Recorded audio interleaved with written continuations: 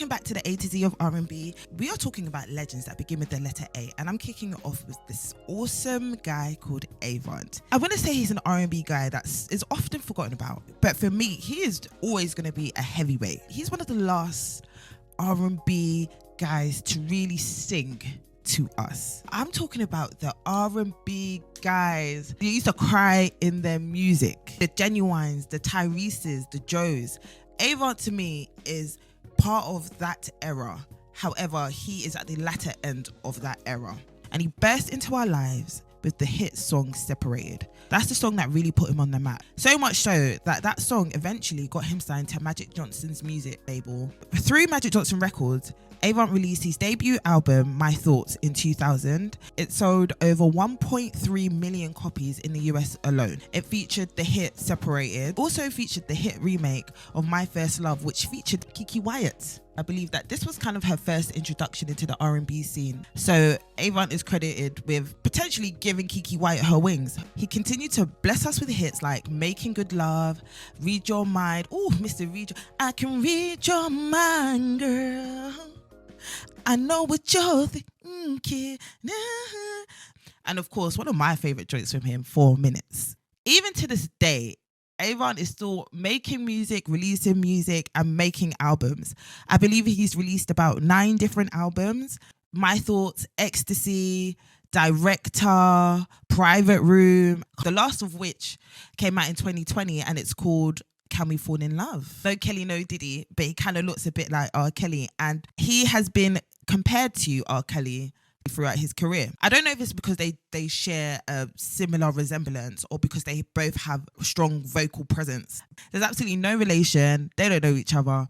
And I'm sure, considering the current state of affairs, he probably wants to distance himself as much from that comparison as possible. So we're going to leave it there, right? For over 20 years, Avant has really been blessing us with hits and hits and hits. And definitely somebody that if you don't already know about Avant, you should definitely go and get to know about him. And if you already do know about Avant, like I'm sure most of us already do, you might want to like just put him back in your playlist, have a little bit of a nostalgic moment, get back to it. Cool. So up next, let's talk about 90s sex symbol Adina Howard. She came into our lives in 1995 with her debut album, Do You Wanna Ride, which featured the absolute hit single, Freak Like Me. Cause I can be a freak until the day, until the dawn. And we can pop all through the night to the early morn.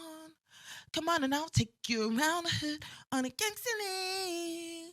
So we can pop all through the night. It's so good for me. Boy, you're moving kind of slow.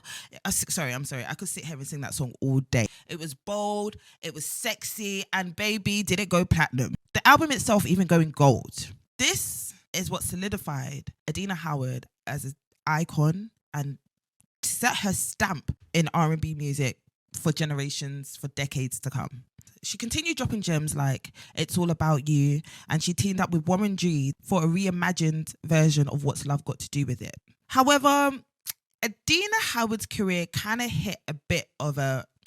She was due to release her sophomore album in 1997. However, it got shelved by Elektra Records because her, Brandy, and Boyz II Men's Wanya Morris were kind of involved. I don't even want to call it a love triangle because knowing what I know now, it's kind of gross.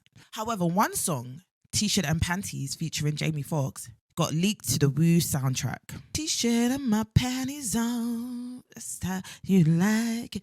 T-shirt and my panties on. I got my T-shirt and my panties, got my T-shirt and panties. Tune, listen. Oh, God, don't get me started. Yeah, but that did not hold Adina back. Eventually, she released her 3rd studio album, The Second Coming, in 2004. And her 4th album, Resurrection, dropped in 2017. She's ventured into other things now. She has her own wine line. She graduated from culinary school and she's ventured into acting as well as still releasing music as well. But yeah, that's Adina Howard, the legend that could have been, I believe. Next up, let's talk about A. Marie. It's just one thing that got me tripping.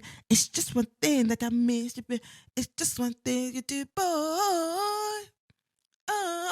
A. Marie is an American singer-songwriter, actress, and author. In 2002, A. Marie released her debut album, All I Have. The lead single, Why Don't We Fall in Love, was a major hit and it really became the anthem of the summer. The album also went gold, selling over 500,000 copies in the United States. Not bad for a debut at all. So in 2005, A-Marie dropped her second album, Touch, and the lead single, One Thing, became an instant smash hit. The song, with its funky go-go beat, took over the airwaves and became a top 10 hit in the US, the UK, and all around the world.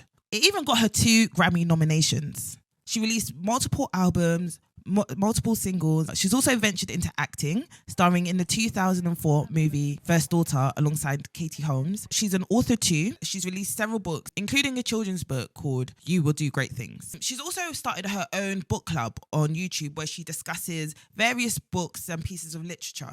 But that's it for A-Marie. Definitely go and check her out. Let's quickly talk about 2 legends. Yeah, I've only got 2 for you this time, that begin with the letter A. First off, the smooth and sultry, yet spiritual Al Green. So Al Green is an American singer, songwriter, pastor, and record producer. It was in the 70s that Al Green and his velvet voice would really take over everything. He dropped back-to-back hits including Tired of Being Alone, Let's Stay Together, Love and Happiness, and other such songs, earning him at least 8 gold singles. He's won 11 Grammy Awards, including a Lifetime Achievement Award. And in 1985, he was included into the Rock and Roll Hall of Fame, which is a significant achievement for anyone of any genre. Mid-70s, tragedy found Al Green, and unfortunately his girlfriend passed away. He dedicated his life to spreading the gospel. He became a pastor and started singing gospel hits. He won numerous awards for his gospel performances and inspired many with his powerful sermons and gospel music. In the 1980s, he decided to make his return back to commercial music. Al Green has achieved phenomenal success. Literally, this little 1 minute, 2 minute breakdown that I did on his life does not even begin to scratch the surface. And his legacy as a soul music legend is undeniable. What's your favorite Al Green song? That's what I really want to know. You know who else has the greatest voice of all time? Aretha Louise Franklin, the original queen of soul. Say a little prayer for you each morning I wake up. Before I put on my makeup, I say a little prayer for you. Yeah, well, I cannot do what she can do. Impossible. In 1967, her hit single Respect was an absolute game changer. R-E-S-E-C-T, spell out what it means to me. R-E-S-P-E-C-T, C-E-E-C-T, suck it to me, suck it to me, suck it to me, suck it to me. Oh, baby. Fun fact, that song was originally a song by Otis Redding. Now, I know some of you probably already know that, but I just found that out. However, Aretha's version became an anthem for the feminist and the civil rights movement. The song topped the charts and became one of the most iconic tracks in music history. Over her career, Aretha won 18 Grammy Awards and was the first ever female artist included into the Rock and Roll Hall of Fame in 1987. Aretha Franklin was a strong advocate for the civil rights movement. Her music and her activism were deeply intertwined, and it made her a symbol of both artistic and social progress. Despite her health struggles, Aretha Franklin continued performing throughout her lifetime. One of my favorite performances to watch her is her You Made Me Feel Like a Natural Woman performance that she did. I think it was for the Obamas. Another must check out video from Aretha Franklin is that time she stood in for Pavarotti on stage and she absolutely killed it. The woman can do no wrong. Her final studio album, A Brand New Me, was released in 2017, and it was a celebration of her life and her legacy. It consisted of newly orchestrated versions of her classic hits. Unfortunately, Aretha Franklin passed away in August of 2018, but her music and her influence is something that will forever live on. From her gospel beginnings to her groundbreaking achievements, Aretha remains a legend in the world of music. So what is your favorite Aretha Franklin song? Drop a link to your favorite Aretha Franklin performance. I want to see it all. Okay, so that is it for artists that begin with the letter A. We're going to get into albums that begin with the letter A. But for now, guys, make sure you like this video, share this content, and don't forget to be in my comments. I want to see suggestions. I want to see opinions. I want to see links to like other videos. Yeah, we're trying to build a community of music lovers. Both people that appreciate new music, appreciate people that appreciate classic music. So wherever you fall into that spectrum, I want you here with me. Don't forget to follow me on all my socials at Roos Room for daily musical content. Peace out.